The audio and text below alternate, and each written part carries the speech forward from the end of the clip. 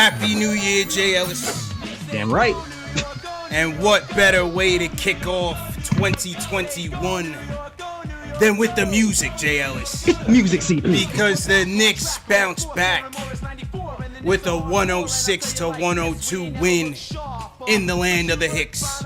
Back to the scene of the crime and get a W, baby. 106-102. That's right. Put some respect on their name. 3-3 on the season. And Jay Ellis, not only was this a game about the guards, who all came out like a bunch of dogs and killed it.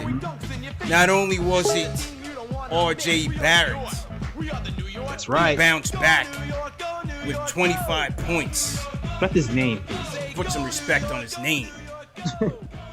But in the end, Jay Ellis, it was the defense that took him home. That's right. Led by none other than Julius Randle, baby. Defensive player of the year. The GOAT of the first half. The GOAT of the first half is the hero of the second half. Once again, 106-102. Let's get it going. Cheers to Knicks Nation. A W to kick off the year. And a good one. A good one against a hot pacer team, Jay Ellis. But I'm just going to start with Julius Randle, and I'm just keep bigging this guy up because he did not really score in the first half, but it didn't matter. Didn't even score his first bucket until 40 seconds left in the second quarter, CP. Yep. But he led the team in assists. He almost ends up with a triple-double, and he played defense on Sabonis. Like the coach, they switched up the game plan. They didn't really have Mitch on Sabonis with Randle, and it paid dividends, especially in the fourth quarter when they started to make that little push. Julius Randle pokes the ball away, breakaway, dunk to seal the deal. It was all she wrote for the New York Knicks. Julius Randle, great game. Loving what I'm seeing from Randle thus far.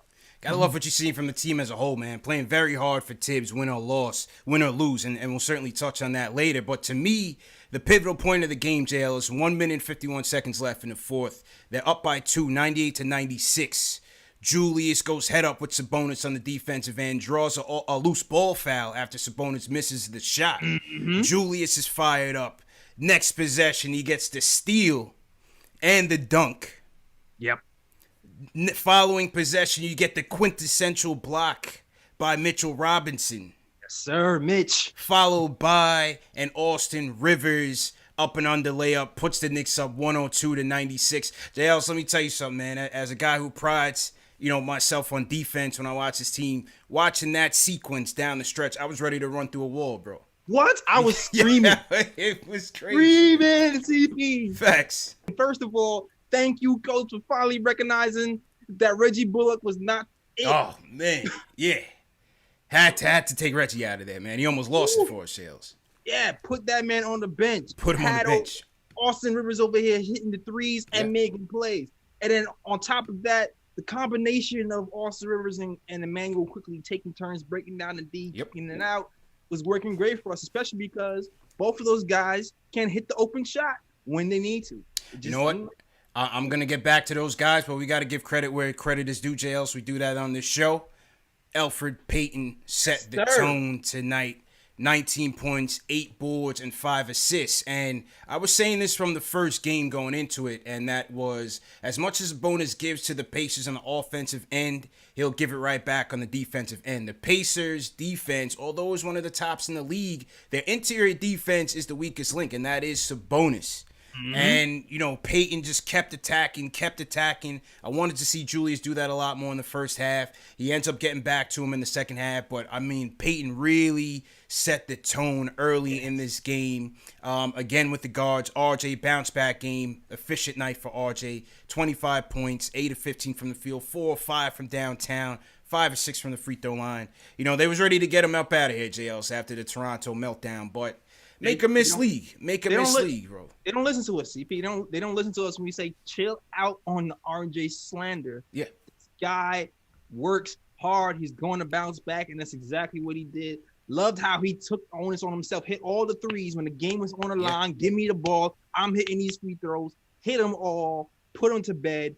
Good night, Indiana. Knicks win. Quickly set the tone. 9 points for Quickly off the bench. Austin Rivers with 15 points off the bench. And quickly Rivers gave you 25 points, man. And I thought, as you said, with Bullock was ready to lose this for us. And that was pivotal. That Tibbs went back to Rivers in that pivotal moment down the fourth, and Rivers gave you 5 buckets down the stretch that put this game away. Exactly. He's a baller, man. Like Reggie, he plays good defense, cool. He's off and on when it comes to the 3-point line. But when you have a guy who can score in all 3 levels, and you can hit the 3, you get the mid range, you get a line, and he can pass it out to people. It's just a little bit too valuable, man. And Austin Rivers on a defensive end was pretty good as well, man. It's going to be interesting to see where this lineup goes moving forward. Once we get more players back, will Reggie Bullock's role be the same? Because to me, it just seems like it's too much of a feast or famine thing with Reggie Bullock. Yeah, and you know Tibbs trusts him, and Tibbs is very complimentary of Bullock after a few games going into the Toronto game. So you saw that Kev didn't have it. It seemed like the bruise on Kev's hand was bothering him. He came in and bricked 2 bad shots.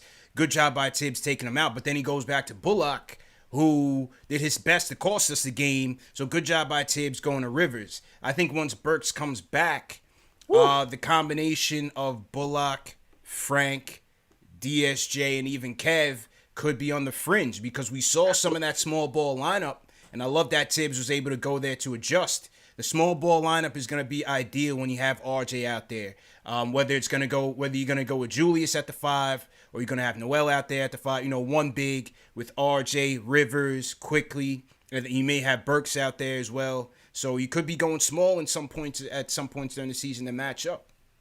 Yeah, absolutely. And teams are going to have problems keeping up with us, especially considering how quickly, man, he has the IQ. He's drawing those fouls quickly at such a high rate, doing what he's doing in college. I think he averaged like 5.4 in college fouls per game, which is pretty high.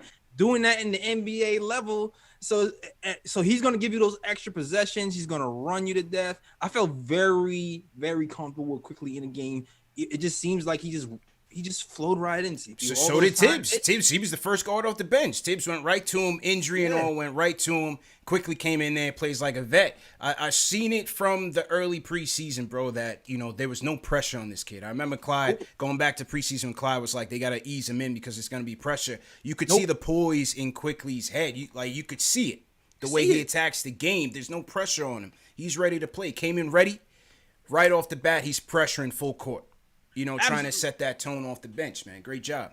Yeah, absolutely, man. When you see when I saw the preseason, when homie comes in preseason, and is directing traffic with his arms like that, CP in the first preseason game, veterans, I'm just like, oh, he got it. Absolutely. He's a leader. Straight up, woke up leader. Going into this game, you know, it was funny because going into it, yesterday, it was the 1-year anniversary of his best game of the season, and that was an 11-for-11 performance against the Trailblazers.